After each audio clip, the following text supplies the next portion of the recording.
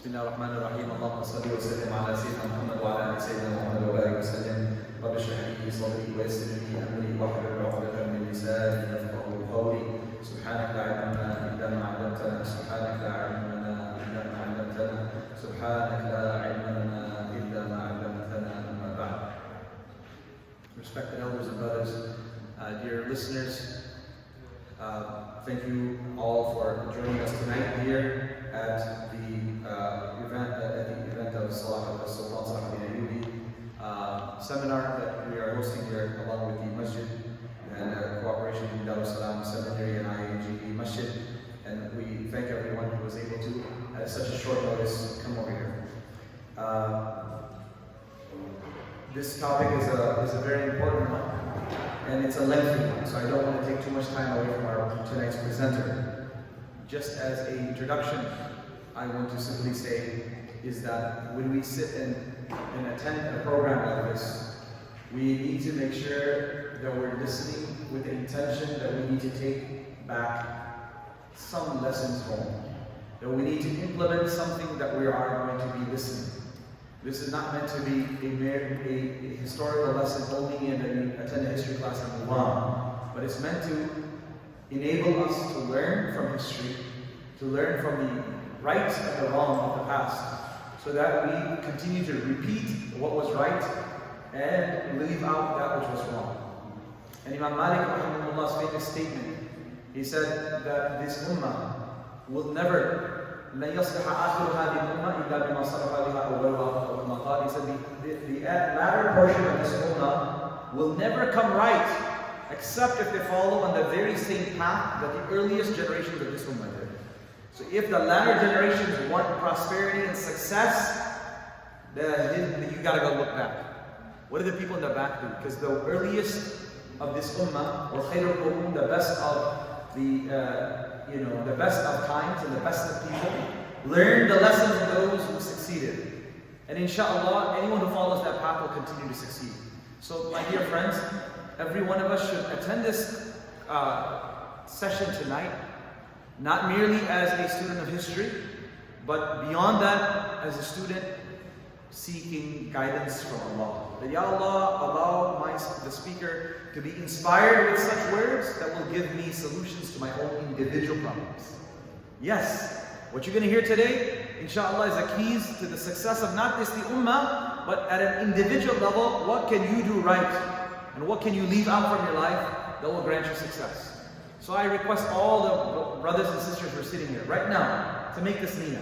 That Ya Allah, I'm here to learn. I'm here to benefit. Ya Allah, inspire the speaker with those lessons and with those words that are most pertinent to me in my life. We all did this? Then if you make this intention, Allah subhanahu wa ta'ala will inspire the speaker to say that which you and I need to hear the most. Now for tonight's talk, inshallah, I'm very happy to announce one of the students of Darus Salam and a teacher now as well, Qari Yusuf, Suliaman from Miami, Florida, who alhamdulillah, after finishing his Hifz al-Quran along with his high school out in Miami, decided to come to Darus Salam Seminary some years back and embark on his studies, joining the one-year program and moving on to the second, third year. Alhamdulillah, he is now towards the end of his sixth year and began writing his exams in the next couple weeks. And may Allah reward him for coming out here, even though his exam week is right next week. And inshallah will be joining on to the 7th year right after July.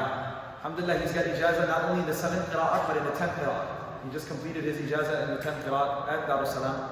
And he's very passionate about history and very passionate about Islamic polemics, Islamic aqidah and kalam, and various types of ideologies that are affecting the masses in the past and the masses of today.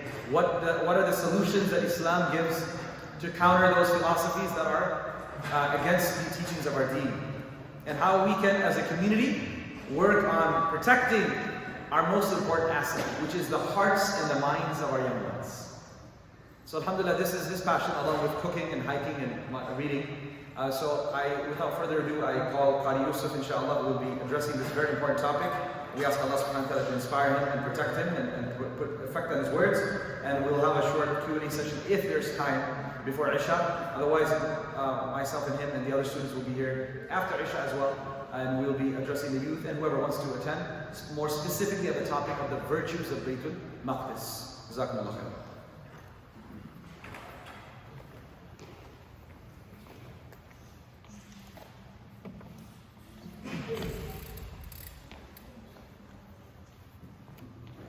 بسم الله الرحمن الرحيم الحمد لله رب العالمين أما بعد اشرح لي صدري ويسر لي أمري واحلل عقدة من لساني يفقهوا قولي الله لا سهل إلا ما جعلته سهلا وأنت تجعل الحزن إذا شئت سهلا.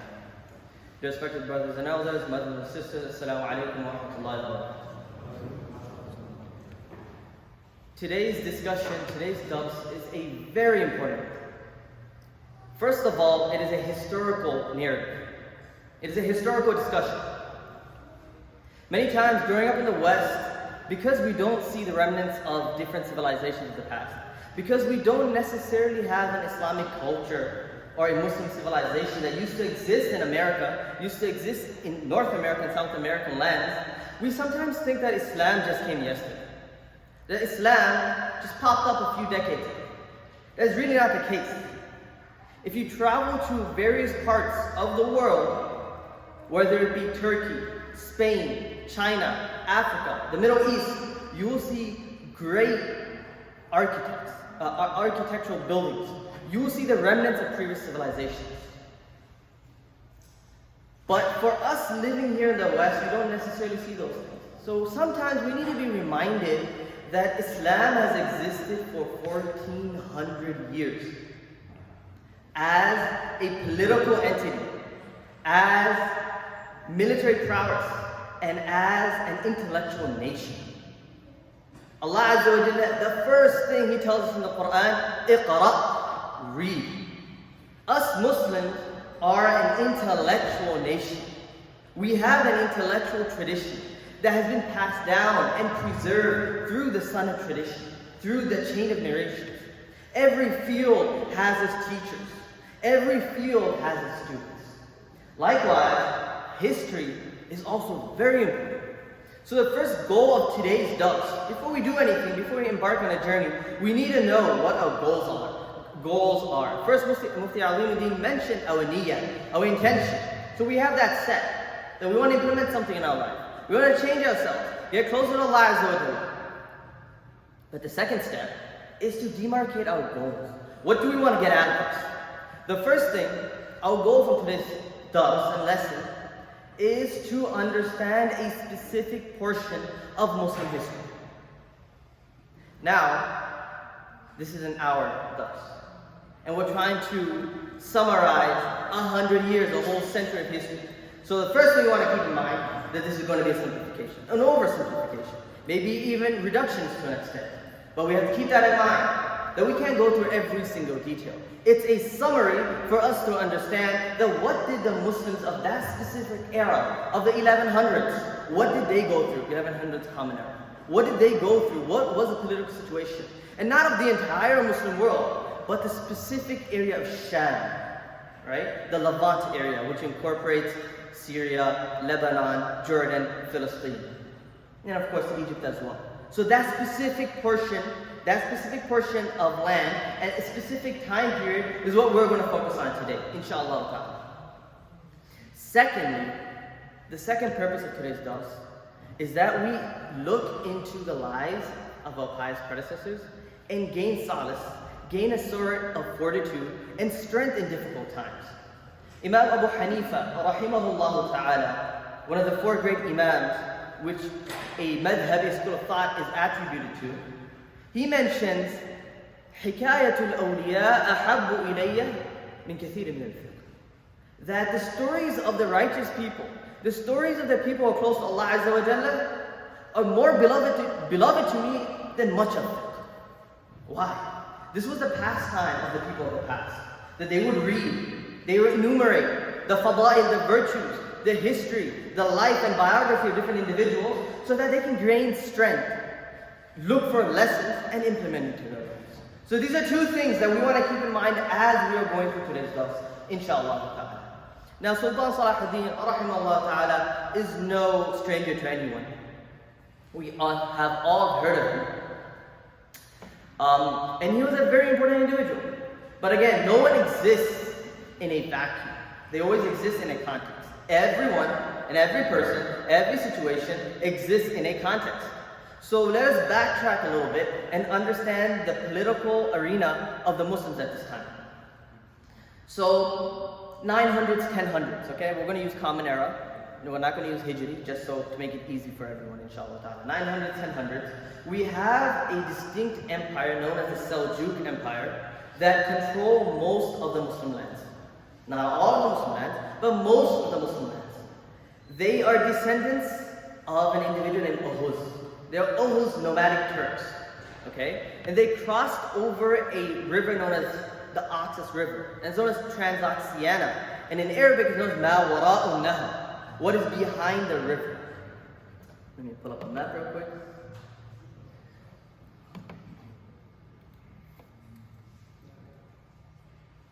So, you see over here, can you see the point?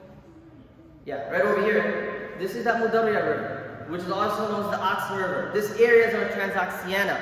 This is where the Turkic people are originally from. Over here, right over here, this is modern day Turkey. The Turkish people, or the Turkic people, they're not originally from Turkey. They're from over here. Ma Wara'un Nahr, Transoxiana. So they crossed over these Oghuz, nomadic Turks, and they crossed over and they came to the lands of the Muslim lands of modern day Iran, modern day Iraq. Long story short, they rule, they take over. The Khalifa at the time of the Abbasids, the descendants of Abbas, the Seljuks rule in their name. Okay, there's two terms we want to keep in mind. Now we'll try to keep this as less technical as possible, but again, this is a more of an academic lesson, so we're going to have to jot down some notes as much as we can. If you have paper and pencil, note it down. If we don't, then have our phone, inshallah ta'ala, or take pictures of the slides. So there's two terms we want to know: de jure and de facto. De jure rulers are those individuals who by law are supposed to be the ones who run the show. They're supposed to have the power over the political realm by law. But the de facto rulers are those individuals who rule on the ground reality. Right? You might have some guy who's supposed to be the ruler, but he doesn't really have the authority. The authority is to the de facto rulers. So the de jure rulers at this time are the Abbasids, and the de facto rulers are the Seljuks. So this is kind of the relationship. Of course, it's a lot more complex than that, but we don't have time to get into that. So the peak of the Seljuk power was during two specific sultans. Sultan al-Arsalan and his son Malik Shah. Now these are important individuals, and we'll talk about Arsalan in a bit. But Sultan Malik Shah was also a very, very important individual, and he was the last strong Seljuk Sultan. So within his time period, both Sultan Arsalan and Sultan Malik Shah had a Grand Vizier. A Grand Vizier is like the top minister, and he's the one that the king or the Sultan does mashwara with, consultation with. This man, very important man, you want to know his name and remember his name. His name is Nizam al-Mulk, right? Nizam al-Mulk, of course it's a nickname. He is not Turkish, he's Persian. And he played a very important role in the Seljuk Empire. The Persians are known to be very good at running empires. Before the Muslims took over Persian lands, they ruled for more than like 2 millennia. For years, they were the rulers of those lands. So they know how to rule. It's in their blood. It's in their blood. Like if you say a specific group of people are very good at specific actions, like Daisies are very good at information technology and computer sciences, right? It's in their blood to be really good at math or something like that. Likewise, it's within the Persian blood to be very good at bureaucracy, at organizing government. These Turkish people, they're nomads. What are nomads? Look at the back of this picture, this background over here. These are what nomads do. They live in these tents, they're called yurts, and they live over here in these steppes. These are the Central Asian steppes. Steppes are like flat, hilly areas, grasslands, that you can't really grow vegetation. But it's a great area for food and nutrition for goats and cattle. So they take the goats and sheep and whatever other cattle they had, and they would settle in an area next to a water source, and whenever things would run out, they move to the next area. They're a nomadic tribe. They don't know how to run a civilization. They don't know how to run a government. So who helped him out? Nizamul Mulk, rahimahullah ta'ala. So that's one aspect. Bureaucracy, Persian bureaucracy, was able to kind of centralize the government as much as he could, as long as he was alive. But the second, more important thing that he did, he was the first individual to establish state-sponsored institutions for Islamic learning. Again, state-sponsored madaris. So they developed and cultivated intellectuals of their time. And now understand, when we say Islamic education, it was not just limited to Arabic, Quran, Tafsir, Aqidah. No, it encompassed and amalgamated all the different sciences that were prevalent at that time. So they learned their sort of astronomy, they learned mathematics, Euclidean mathematics, they learned different types of geometry, they learned all these different sciences, medicine as well, within these madaris systems. One such individual that was the fruit of this system was none other than Imam al-Ghazali, rahimahullah. Just for show of hands, who has heard his name before? MashaAllah. Imam al-Ghazali, rahimahullah ta'ala, is one of the polymaths of this ummah, and one of those individuals who was able to master many different sciences, and he was known as a mujaddid, or a reviver of faith of the 5th century. He's very, very important, and I advise you to look into him and read about his biography. So he was a direct product of the Nizamiya madrasa system. Okay, now this is the background. It's all just the background. What we really need to talk about is a battle that took place in 1071. And I want all of us to remember this date. 1071 Common Era is known as the Battle of Manzikert. One of the most important battles in Muslim history, period. So don't forget this battle. I'm going to come back to it in a second, inshallah. So what happens in Manzikert?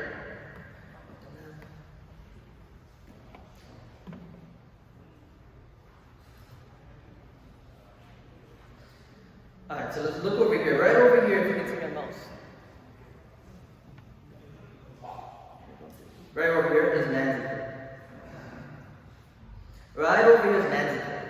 So at this point in time, the Seljuks ruled these lands, and on this entire western portion is ruled by the Byzantine Empire, or the Eastern Roman Empire as they were known at that time. So the Byzantine Empire owned this land. So the Seljuks fight it out with the Byzantines in the Battle of Manzikert under Al-Arsalan. It was a complete victory for the Muslims. Complete victory for the Muslims.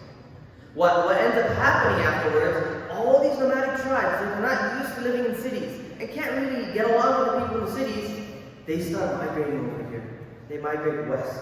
They continue to migrate west. They continue to migrate west until that the borders of Constantinople. Constantinople, as you can see over here, is modern-day Istanbul.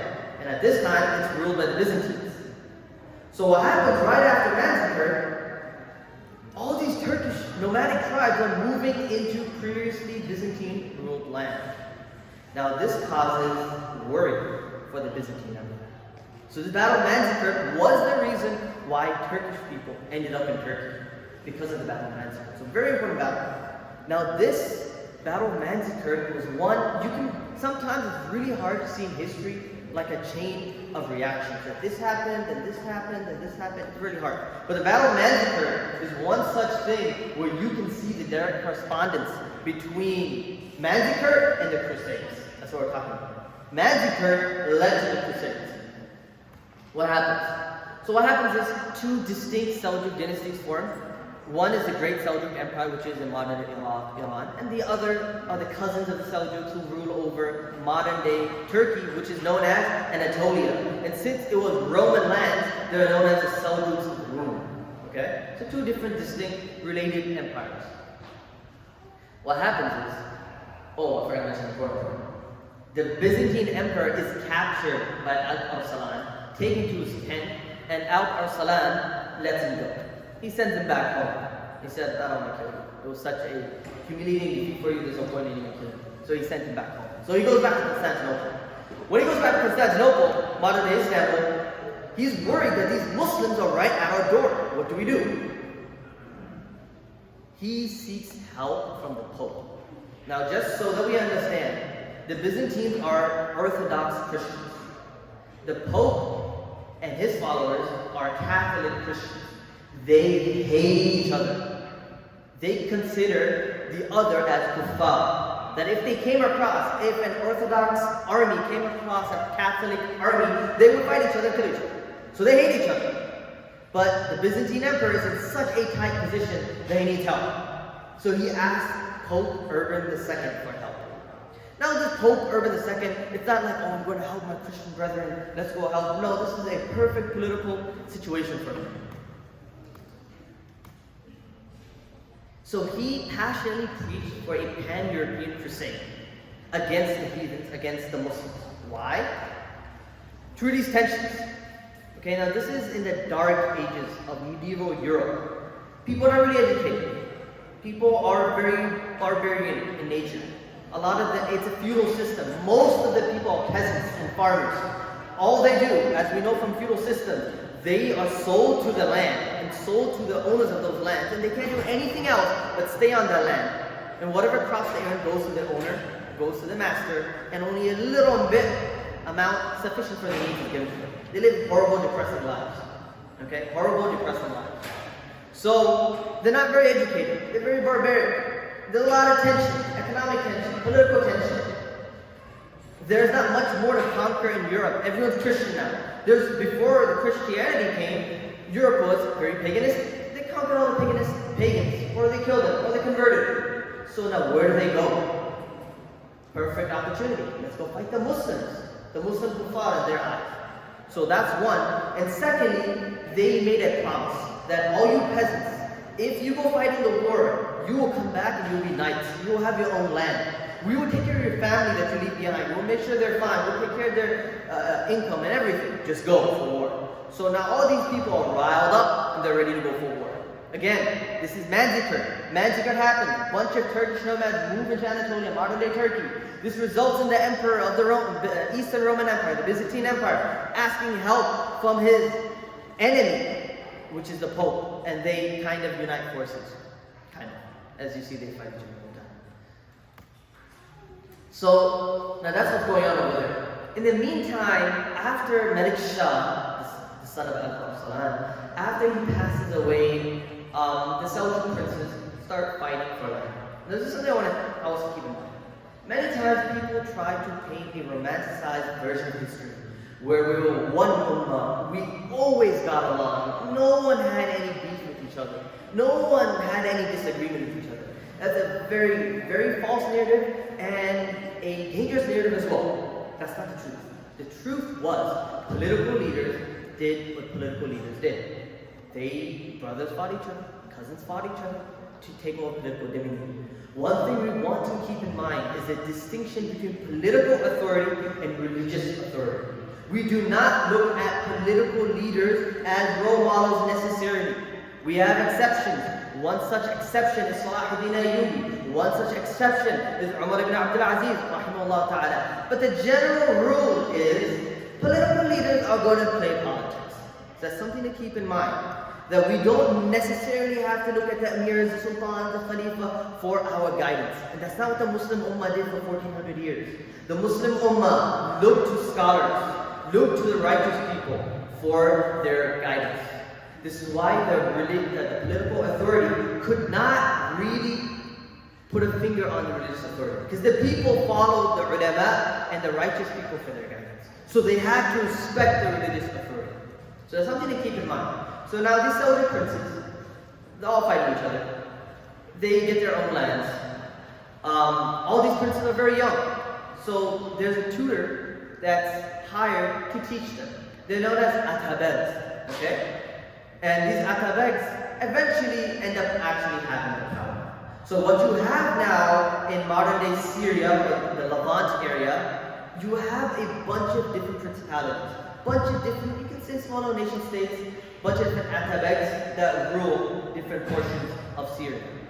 Now, they're all vying for power. So what do? They're fighting each other. Okay? This is what's going on. They're fighting each other. We don't want to paint a false version of history. After Malik Shah passed away, a charismatic leader, he was able to keep authority, centralized authority under one kind of leader, right? And again, in the pre-modern world, it's not easy to have just one guy, and everything goes to that one guy. Messages take a long time to be passed around. Letters take a long time. Before you even find out about a rebellion, it takes 3 weeks before we find out. Because travel in the pre-modern world was not easy. Today, if somebody rebels, for example, in Alaska, Washington's going to send their army in 2 hours if they're in rebellion squashed.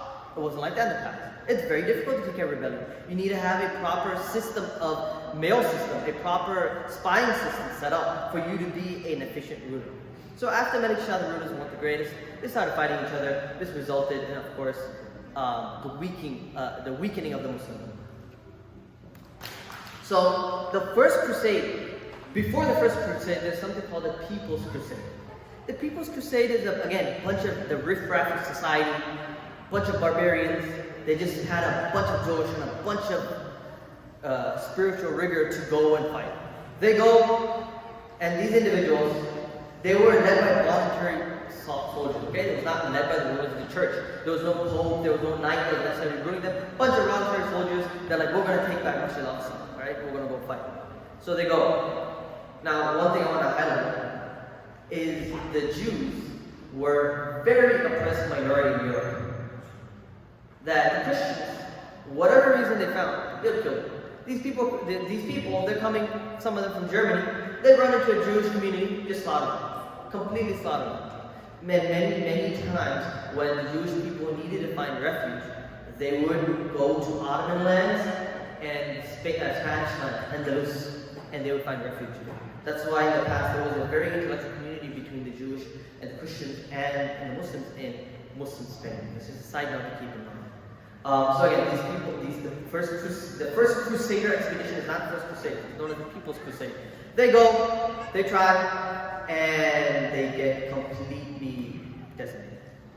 The Seljuk Sultan of Rum, remember? There's the Seljuks of Rum and the Seljuks of the Great Seljuk Empire. One in modern-day Turkey and another distinct empire that kind of related in modern-day Iraq and Iran.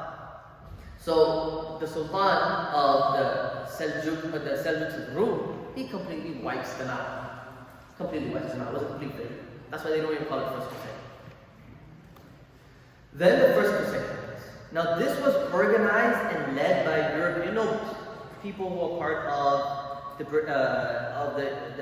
Holy Empire, people who were part of the church, people who had authority. So people kind of knew what they were doing, not just a bunch of barbarians that don't really know how to fight. They just picked up an axe and started going to fight. So these people, these individuals were organized under the church, under the state. They marched through Anatolia. Again, the same individual, Arsalan. This is a different Arsalan. This is the Arsalan of the Seljuks of Rum. He is defeated. He's not able to stop them. And I'm not going to get into the details of all the battles, but at the end of the First Crusade, 4 Latin principalities are established. You have the Principality, or the Kingdom of Edessa, which is modern-day Turkey, Kingdom of Antioch, which is modern-day Turkey, Kingdom of Tripoli, which is modern-day Lebanon, some parts of Lebanon, some parts of Syria, and the Kingdom of Jerusalem. So in 1099, Jerusalem is taken. And I'm sure it's no surprise to anyone what they did when they walked in.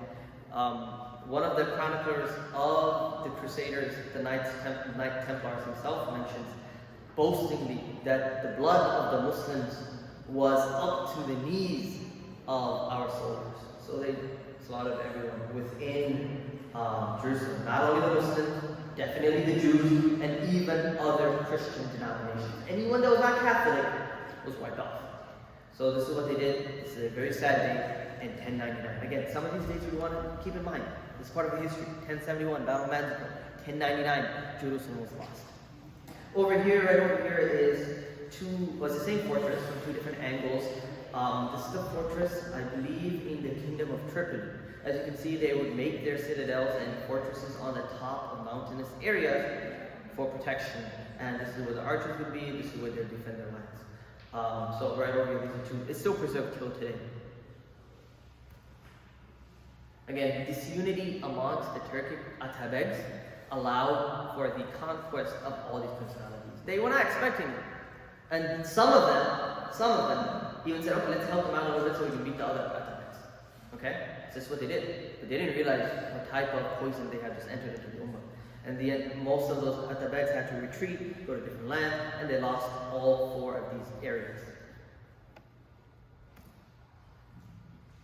So for a while, the Muslims are not able to fight back. There's one individual that's able to fight back, but wasn't able to do much. But for the most part, for a couple of years, a couple of decades, not much is able to be done against these different kingdoms. One thing to keep in mind is that when these people came in, yes, they did slaughter the people, but afterwards, the Muslim religion and the Muslim culture is such that whenever people come in, they adopt it to an extent. They become what you want to say Oriental, or Eastern, or Arab, or it's wrong to say Arab because these people are not just Arab, they're Turkish, there's Persian, there's different people over there. But they kind of start adopting Muslim culture.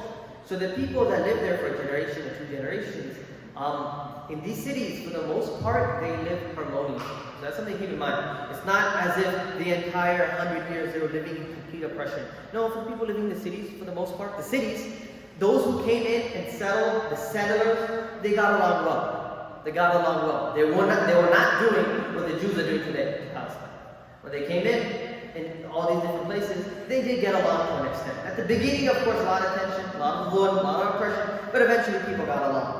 However, the new crusaders that would come in constantly, the new crusaders who in their jazba, in their desire for holy war and stuff, they would commit a lot of oppression. To such an extent that Christians that lived in these Muslims, in these 4 Latin principalities, would say these new people are ruining the relationship that we have with Muslims. Right? So these people would come in and they would pillage some of the lands outside. So the farming lands outside the cities, yes, definitely there was a lot of danger and oppression. It was not safe to travel these lands by yourself. Then comes a man by the name of Imaduddin Zengi. Imaduddin Zengi is the son of an individual named Aksunkur. Aksunkur was one of the slaves of Malik Shah. Now at this point, I want to explain what we mean by the word and the usage of slave. The word and the denotation, or rather the connotation of the usage of the word slave is very, very different in the past than how we use it today. The slave of any sort of empire held the most power after the Khalifa or the Sultan. Sometimes more power than the Sultan.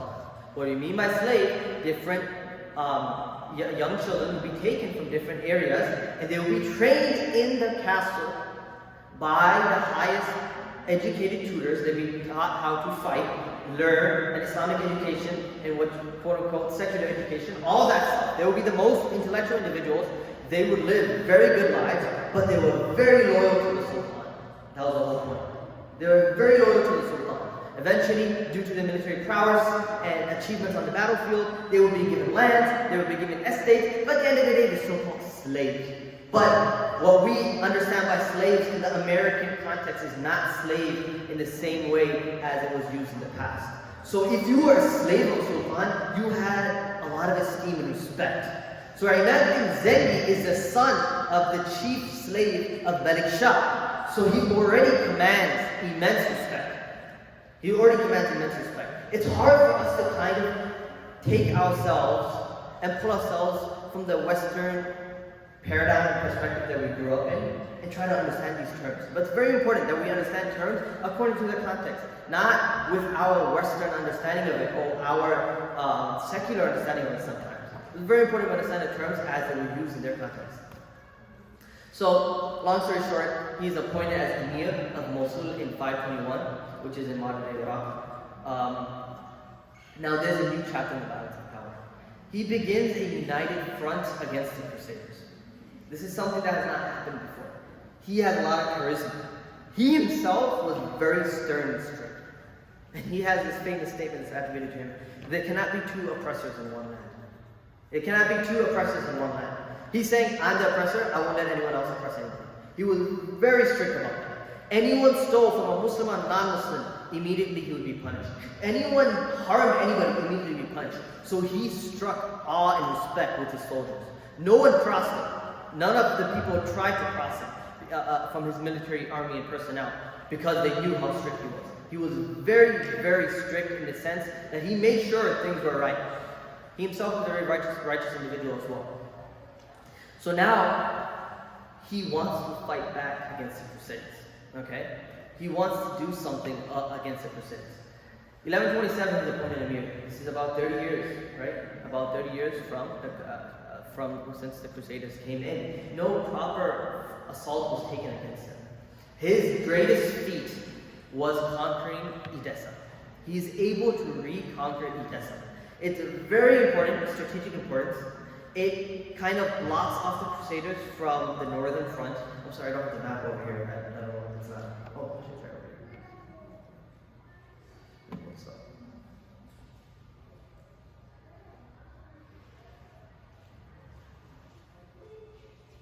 Right over here, if you see Edessa, right where the yellowish mark over here is modern-day Turkey. Since he's able to reconquer Edessa, this stops off the Crusaders coming from the north. It's not so easy for them to come from the north anymore. So this is a very strategic importance. And economic importance, now this, look, it's close to the Byzantines, it can go north to the Armenians, it goes to the other Muslim lands. In terms of trade, it is a very popular trade route. So it brings in an influx of a lot of goods and a lot of economic power, as well as strategic importance. So this was a major blow against the Crusaders. Now they're scared. Now they're scared. So how is he able to take Edessa? The king of Edessa, his name was Yusuf. He had a habit of going to a nearby city to engage in various improper activities. There's younger children here, so I'm not going to explain it, but we can imagine. So he would go whenever he felt the need to go to another city and fulfill his passions and desires. So imagine Zengi knew this. So what he did was, he pretended to attack another city in the complete opposite direction. When Joseph II heard of this, he's like, it's my chance. He's going over there. Forget it. I'm going to go have fun in this other city. So he dips and goes to this other city. Again, it was just a ploy by Imaduddin Zengi. And then he uses this to his advantage, and he comes back and he sieges Edessa. And also there's this scholar by the name of Musa al-Abmani. He's Armenian who converts to Islam. He sneaks inside and goes to the minaret and gives the adhan. Again, Joseph is still outside of the city. He hears the adhan and he thinks the Muslims have conquered it, so he gives up and stops. Muslims haven't conquered it, but the scholar, this alim, was able to enter into the city and was able to give the adhan out on the minaret. And then this is how he was able to conquer Edessa. For the purposes of our discussion, the details of how every single battle happened is not important. We just want to get an overall simplification of the story. 28 days after the siege began, Edessa was under Muslim control again. Many other fortresses in the area were conquered as well, and he was able to take more lands. Now, the one thing about Imaduddin Zengi you want to keep in mind, before he's appointed as the Emir of Mosul, he tried doing something. Again, he was appointed, he was given authority by the Sultan of the Seljuks. But after Malik Shah passed away, he tried his chance.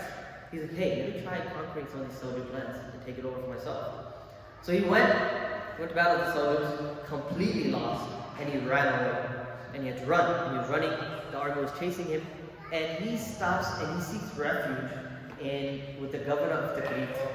The governor of Tikrit, he's not necessarily his enemy or not necessarily his friend. He had no reason to help him, but he is able to help. He helps him and allows him to come on board, and he's protected from the pursuit of the Seljuks. We'll come back to this point in a minute, so just keep that in mind, inshallah. Imaduddin's son is Nuruddin Zengi. Nuruddin Zengi, again, Imaduddin, then Nuruddin. Nuruddin took power in 946 after father's death. He was an effective ruler as well. He also established a lot of madaris and welfare organizations. If you want to kind of judge between the two, Nuruddin was a lot more righteous. A lot more righteous. Recently, Dr. Shadi al-Musli, he posted something on Facebook, a very beautiful story. Some of you might have read it. He mentions that one day Nuruddin Zengi wakes up and his wife was in a very sour mood, very upset. So he's like, what's going on? Why are you upset? She's like, I missed my tahajjud salah. I missed my tahajjud salah. So I'm in a very bad mood. So after that, Nuruddin Zengi, he asked for someone to fulfill this job. It was a very high-paying job. that during Tahajjud time to go around with drums, right, or a daf, the permissible type of instrument, and bang it at the time of Tahajjud so people can ease their way to wake up for Tahajjud.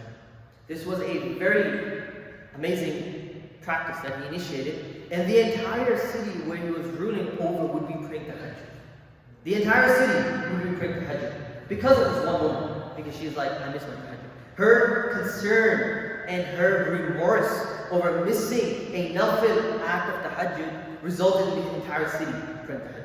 And these are the type of people that were able to stand against the kuffar and the Crusaders. When we say Salahuddin was fought against the Crusaders, or Umar ibn Abdul Aziz fought against the Umayyads, or XYZ Turkish Ottoman Sultan was able to fight against the Byzantines, it's not one person. It's not one person. It's the entire generation. It's the entire group of people that have to be ready to change, that have to be ready to seek Allah's help. Then only will the help of Allah come. It's not like one person changes and everything happens. It's not like we just sit around and Allah sends Salahuddin, Allah sends Abdul Aziz, Allah sends Imam Mahdi. No, we have to strive towards that so that we're at that level where Imam Mahdi can come and rule. Or we're at that level where someone like Sultan Salahuddin can come and rule. So this is again leading up to Sultan Salahuddin. This is the generation of people. This is where Sultan Salahuddin grows up in as well, as we'll come to discuss. Where the whole city is going to country because of the remorse of one pious leader. So something to keep in mind, it's not one person changes the whole world. One person changes the narrative of history. It's a whole group of individuals. So again, he also focused on jihad against the Crusaders. Again, lost in deserts and shockwave across Europe. We're running out of time, so I'm going to hurry through this part, inshallah. So what happens is Damascus never fell. As we know, Damascus is in modern-day Syria. Damascus never fell to the Crusaders. It was another Muslim individual who used to rule over there. So the Second Crusade starts. The Second Crusade was mostly a failure. Okay? In European lands, mostly a failure. And they tried to besiege Damascus. Nuruddin comes to help. He comes and said, I'm not going to let the Crusaders take over Damascus. And he stops them. And eventually, Damascus comes under his rule as well. Okay, so Nuruddin is, you see, he's uniting the Syrian front. Slowly starting a Syrian empire. And the culmination of that is Salahuddin. Imaduddin Zengi starts it. Nuruddin continues. The culmination of that is Salahuddin. When he's able to take all these fronts and protect every single frontier from another enemy, then only he's able to take Jerusalem. He can't just go straight to Jerusalem. He's going to get attacked from the western front, or the eastern front, or from the northern front. So slowly, the entire Levant, or Sham, the Syrian area, is becoming conquered under one unified dynasty. Now, Salahuddin Ayyubi. Now let's go backtrack a little. Remember, Imaduddin Zengi was running away, and he found refuge with the governor of Tikrit. That governor was none other than Salahuddin's father, Najmuddin Ayyubi. His father, Ayyub, welcomed Imaduddin Zengi into his fortress and he protected him. He did not forget that favor. A few years later, Najmuddin Ayyub and his brother's name is Shirkuh. Important names that we need to keep in mind as we're moving on. Najmuddin Ayyub and Shirkuh, they ruled over Tikrit. What happened is, one of the military leaders did something very wrong with the war. Shirkuh, out of ghayr, out of protective jealousy over a Muslim woman, went and killed that individual. It was like, how dare you take advantage of her? And he killed her. This military personnel was very close to a specific higher up official. The military people really liked that man. So this resulted in Salahuddin Ayyubi and Najmuddin Ayyubi being exiled from their own city that they were made governors of. Again, وَلَا يَخَافُونَ لَوْمَةَ لَائِمٍ. These were people that did not fear the reproach of anyone who's going to blame them. Shirkuh didn't care. It's like, you disrespected a Muslim woman, I will stand up for her. And this is the reason for why they were expelled from the city. As they're leaving in the night, Salahuddin was with his wife. Najmuddin Ayyubi was with his wife. And she gives birth as they're leaving to Salahuddin Ayyubi. His father is kind of worried, like, is this a bad omen, right? Again, in Islam, we don't think of bad omens. We don't give a consideration to bad omens. It's like, the day I'm in exile, I'm having a child, this is like 3 bad times. And then one of the servants of Najmuddin Ayyubi, right? Again, don't ever underestimate a good advice. Ad-deenu an-nasiha. Religion in totality is just giving good advice. This servant, he told Najmuddin Ayyubi, perhaps some khayr will come from this child. Maybe he will unite the ummah. Maybe he will be able to fight the Crusaders. Perhaps. Maybe it was a dua of a sincere individual who gave advice to his higher up that don't do anything foolish. I mean, don't think bad about this child. Perhaps he will do that. And Najmuddin Ayyubi said, you're right. And may Allah bring some khayr from this. And that was Salahuddin Ayyubi. So now they have no place to go. So where do they go? They go to Mosul. They go to the governor of Mosul, Imad ibn Zendi, and he welcomes them with a warm heart. And he said, you helped me before, I help you now. And he made them both, Najmuddin Ayyubi and Shirkuh, the brothers, made both of them military commanders in his army. So they were granted land, granted a house, and they were taken care of well. So this is how they ended up in Mosul. Salahuddin Ayyubi is Kurdish, okay? He's not an Arab, he's not Turkish, he's a Kurdish. So that's something to keep in mind. His father was, again, the governor of Qari, and I already mentioned this whole story. He left for Mosul, commanded the then he welcomes them warmly, returning the favor. Nuruddin was very fond of Salahuddin. Very, very fond of Salahuddin. Salahuddin's upbringing is primarily from his father, Najmuddin, and his uncle Shirkuh. These 3 individuals, each of them were very righteous and pious-minded individuals. Each of them were able, they're the ones who reared up Salahuddin. Originally, he grew up in an area called Ba'labak. Salahuddin's father was made governor of Ba'labak by Imad al-Din. But long story short, he lost that land, and so then they grew up in Damascus. He learned military and political prowess from his father and uncle, and he studied memorizing the Quran and studied fiqh and hadith with scholars. Something very interesting with Salahuddin. Even though his fathers were important court officials, they were individuals who were military commanders, there's not much mention of Salahuddin prior to the age of 25 in the court, in the palace. He did not really engage in political affairs. Any mention of him is that he spent time with the saints, he spent time with the awliya, he spent time with the scholars. Any mention of him, he was always spending time with them. So most of his life, he knew how to fight, he knew political tactics, of course. Anyone who is a son of a commander is going to know these things. But he spent most of his time studying Quran, theology, and studying fiqh and hadith. Most of his time. And he had an extreme love for hadith. That later on, when he's in battle, he would have scholars reciting between the rows of the sufuf of the army, reciting hadith. And he would listen to it and he'd start crying. He would have, before he'd go to sleep, early in the morning, when the army is about to take this, he would have someone reciting the Quran. Anyone who recited the Quran would respect them. So he had an immense love for ilm. They mentioned his personal biographer was an individual by the name of Ibn Shaddad. It's very interesting, that doesn't really happen to many people, but he had a personal biographer that would travel with him and note down everything. So much of what we have from Salahuddin Ayyubi is from this Ibn Shaddad. He mentioned that when Salahuddin Ayyubi would pass by the ulama, the gatherings of the ulama, he would shed tears because his heart wanted to be there, but Allah had chosen him for a different purpose. As we will come to see, he had no interest in becoming the Sultan of Cairo. He had no interest in becoming the Sultan of Syria, but Allah had chosen him. This is something that we can keep in mind, that maybe sometimes when we try to do things, we want to take a specific course in life, a specific trajectory in life, but Allah has different plans for us. So we have to accept His plans willingly. That's a part of taqdeer. That's a part of sabr and patience. That's a part of submitting ourselves to the will of Allah Azza wa Jalla. Perhaps you dislike something, but it's very good for you. It's good for you. So likewise, Salahuddin Ayyubi did not want to go about it. We'll see in a bit. But Allah, what a reward for liberating the third holiest side of Islam. So again, we don't know what our path is, but we ask Allah to grant us favor. Many times we can't do things that other people are doing. We gain motivation from them and we try our best. But Allah has a distinct chalk out path for us. And we have to try our best to follow that path, inshallah. Anyway, Salahuddin Ayyubi, this is his upbringing. So, Egypt.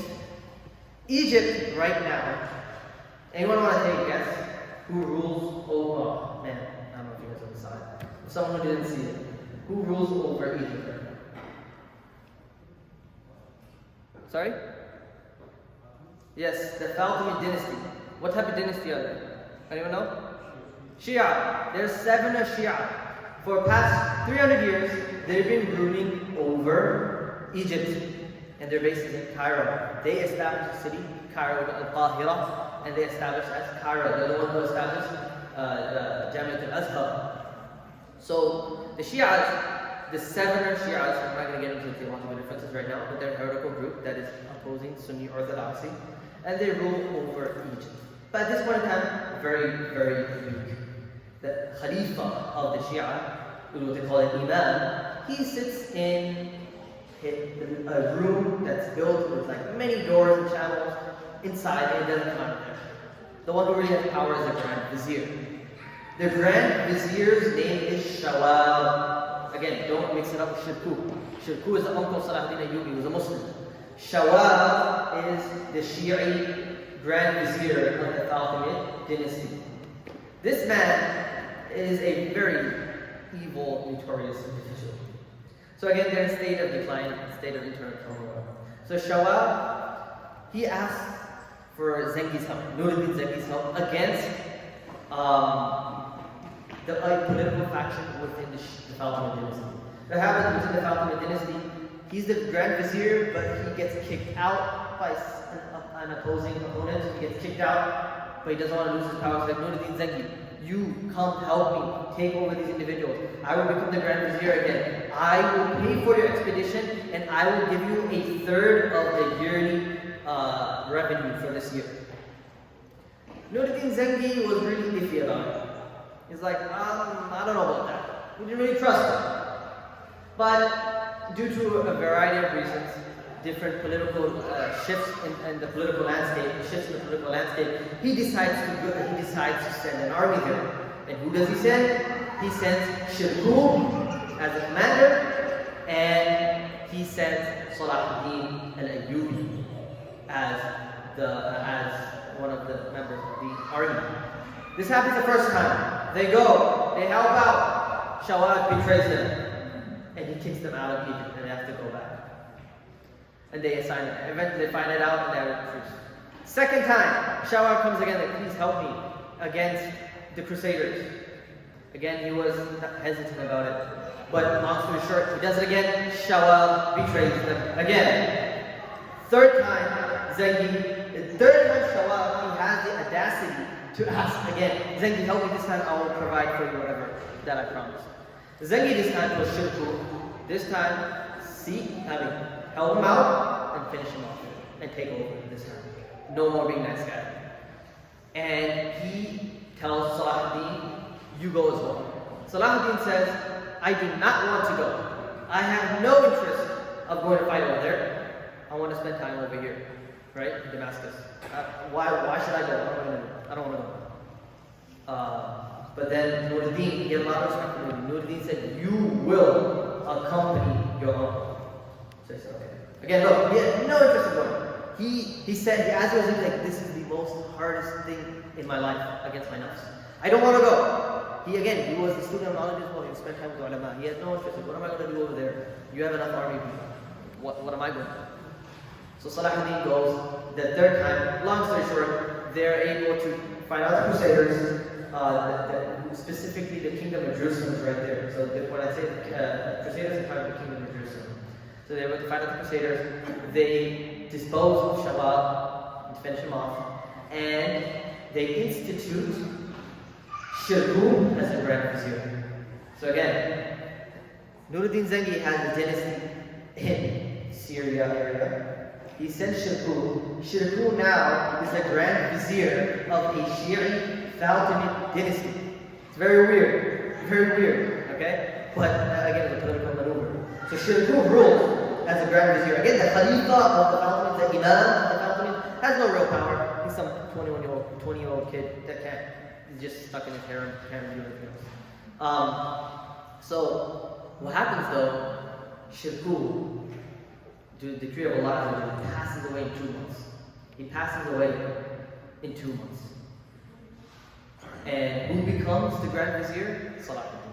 And why was he chosen? The Sultan is the one who chooses the Grand Vizier, right? The Khalifa, right? The Khalifa of the Falconians. He said, hey, he's like 31 years old, very young kid. All the other generals are very old, very experienced. Throw him as the Grand Vizier and I'll use him as a puppet. And that was his mistake that ended the Falcon dynasty.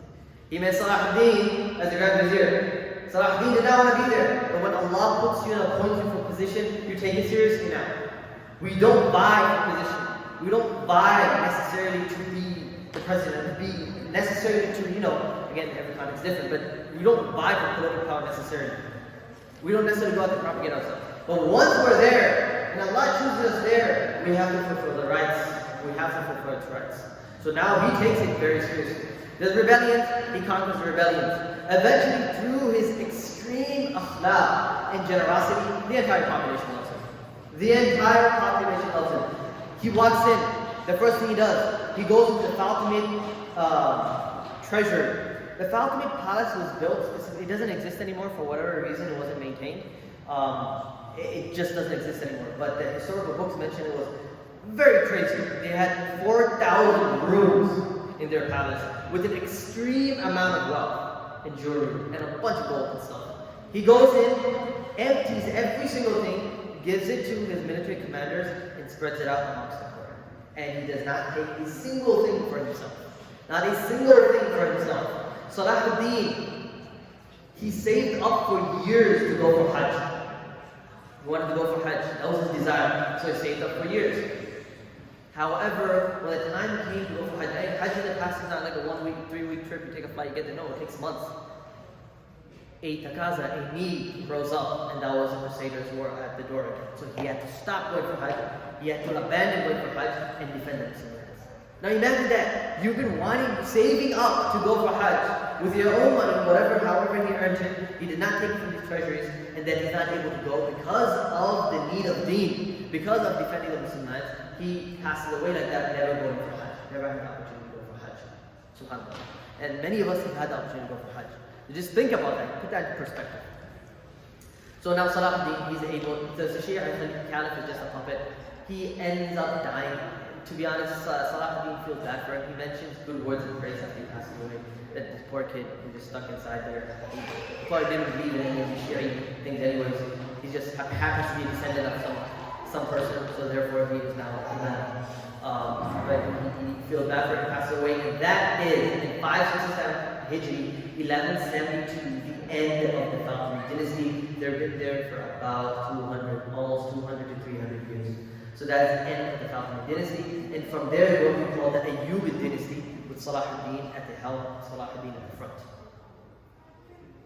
Shortly after, now this is maybe some of you have come across this, that Nuruddin Zengi, when he sees Salahuddin becoming now as kind of the Sultan and leader of Egypt, there is now this sort of jealousy between, this is commonly mentioned in the European narrative. Okay, when it comes to Salahuddin, everyone likes him. That's one thing you have to know. Everyone likes him. The Christians, the Muslims, the Westerners, the Europeans, the Easterners, the Muslims, everyone likes him. So everyone's right. Western European traditions and narrations and narratives will mention that Nuruddin Zengi and Salahuddin had some sort of animosity between each other. After this point, Nuruddin Zengi became jealous. However, this is very, very far-fetched, in my humble opinion and in my teacher's opinion, that this is most likely not the case. Muslim narratives say the complete opposite. And you have to see that Salahuddin respected his wish to go to Cairo. And rule. He had no desire to go. He didn't want to rule. His uncle died and he was made the ruler. Now is he now going to out of nowhere, his whole mindset changes, now he wants to fight Nuruddin Zengi? It doesn't make sense. And if you see the relationship, he respected him as a father, he was his intellectual leader, his political leader, and military leader. It doesn't make sense to think now there was any sort of jealousy, political rivalry between the two. Regardless of whatever happened, Allah had a different plan. Zengi died soon after. Zengi died in 2 years. So now what happens? Salahuddin eventually conquers all the lands that Zengi had over a period of a couple of years. He's able to conquer all the lands that Zengi had, and now this is the Ayyubi dynasty that has control over Egypt, control over Edessa, control over Syria, and what's his next goal? Jerusalem. So the Battle of Hittin is a very important battle. So Salahuddin, at first he had a lot of truces and treaties with different individuals. This individual is very notorious, a despicable individual that even the Europeans, and I'm proud of him, is Reynaud de Chatillon. Okay? This individual, they had a truce that you will not attack any of the Muslim transports that are going for business, going for Hajj, etc. We have a truce, we're not going to attack each other. De Chatillon ends up attacking and taking them as prisoners. Salahuddin, being as forbearing as he is, he says, you return to me, pay up the money for whatever damage caused and I'll let this go. He doesn't do so. There's also another common Western narrative that, and this is false, I want to mention this if some of you have heard this, that Salahuddin's sister was in this specific group and Reynaud de Chatillon did something to her that's completely false. She was not in that group that was traveling. So just keep that in mind. That's a Western narrative by some haters, if you want to say. So this causes Salahuddin to rise up and fight. Battle of Hittin, if you want to see the whole details, again, in terms of the impact of history, how a battle really takes place doesn't matter. At the end of the day, who won, who lost. If you really want to see how exactly the battle went down, there's YouTube channels, Kings and Generals, I think one channel you can watch the whole battle. They have some animation too. It's quite interesting.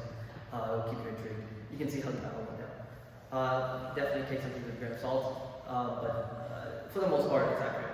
So Salahuddin was in the Crusader army.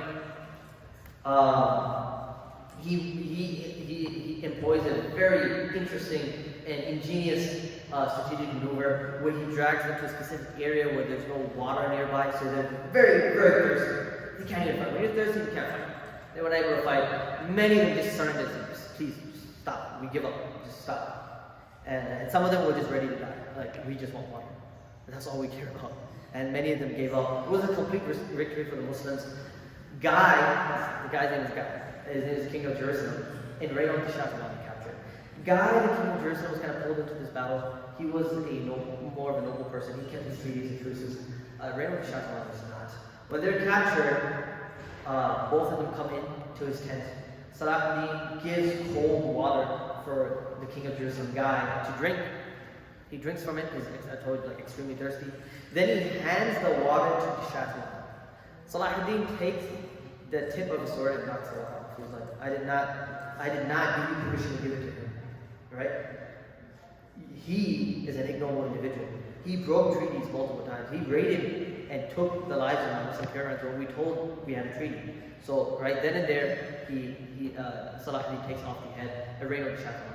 Oh, I forgot a very important. Why was he so furious as well? Reynaud de Chatillon, he tries to circle in on Mecca and Medina. He's not able to come there. And he says that, don't worry, I will desecrate the Kaaba. I will desecrate the Kaaba. And I will dig up the grave of Sallallahu Alaihi Wasallam. So then, Salahuddin, when he heard, he said, by Allah, your death will be at my hands. By Allah, your death will be at my hands. And he took it, and there's that famous hadith, La aqsam ala Allah, that if a pious servant of Allah swears on Allah, Allah will make it happen.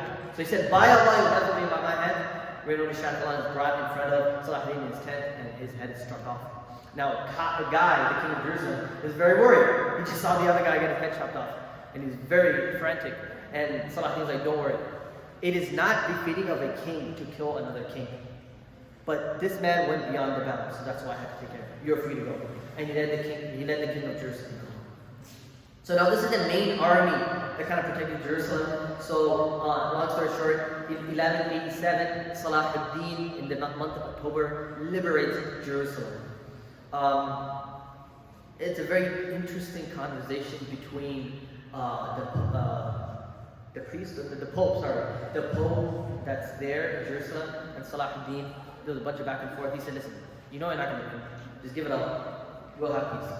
And the Pope said, but it will be very shameful for us if we gave up our own religion. It's holy for everyone. If we gave up our religion, we will fight.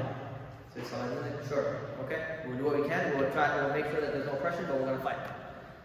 Eventually, though, long story short, they surrender, and Salahuddin gives amnesty for 40 days. He's like, listen, each person has to pay 10 gold coins.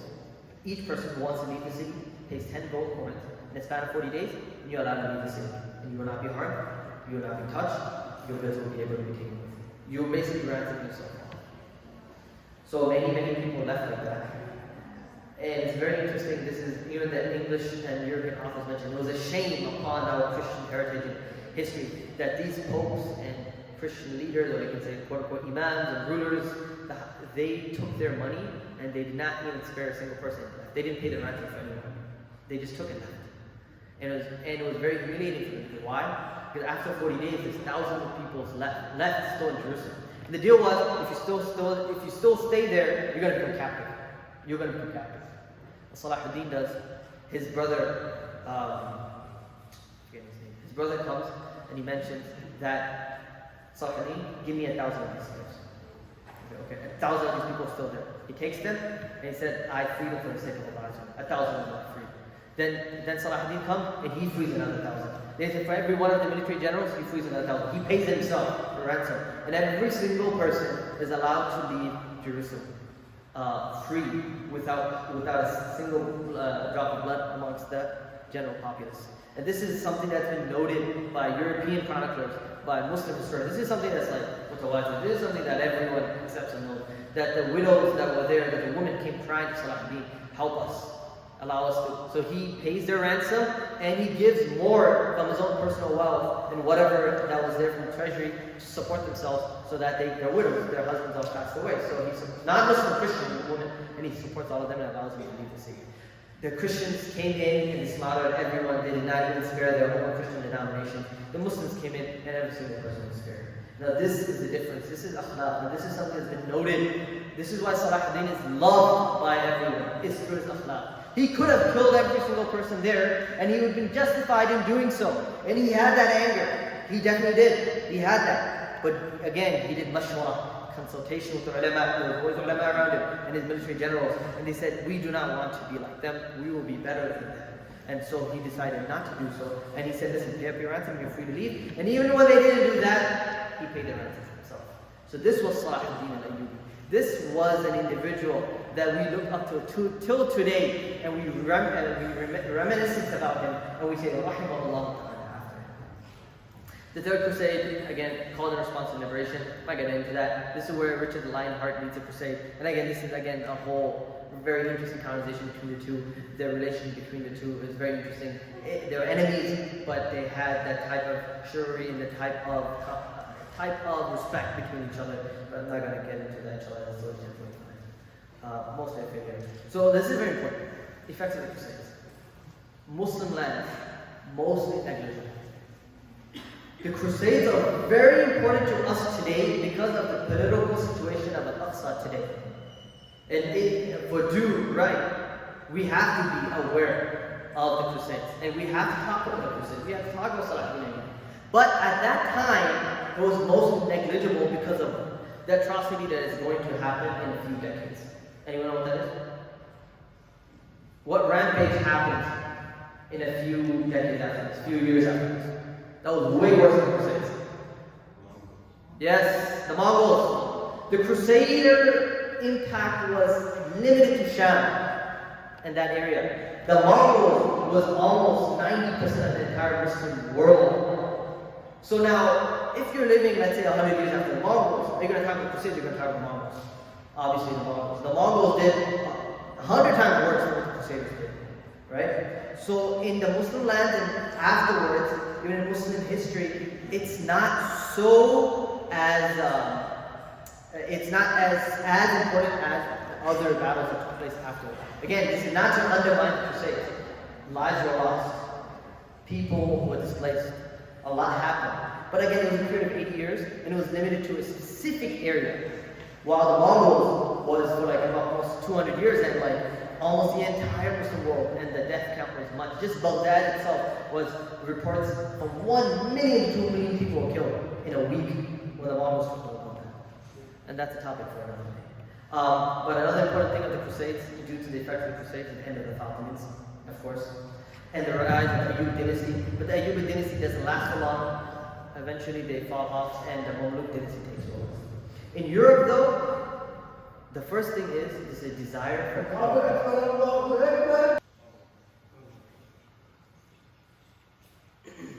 Continuing, in Europe, this gave a desire for conquest outside of Europe. This is their first time that they conquered lands outside of Europe. They're like, hey, we did it before, let's continue to do it.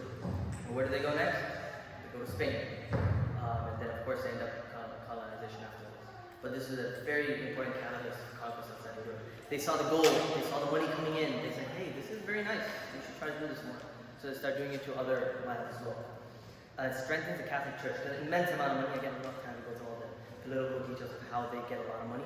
This led to the Renaissance, it led to the Industrial Revolution, the Scientific Revolution, Enlightenment. Everything is just like, since man's turn, it's just like a chain reaction. And then Crusaders sack of Constantinople. Oh yeah, another thing. Crusaders, they're coming to fight the Muslims, but hey, let's stop Constantinople. Constantinople is Orthodox Christians.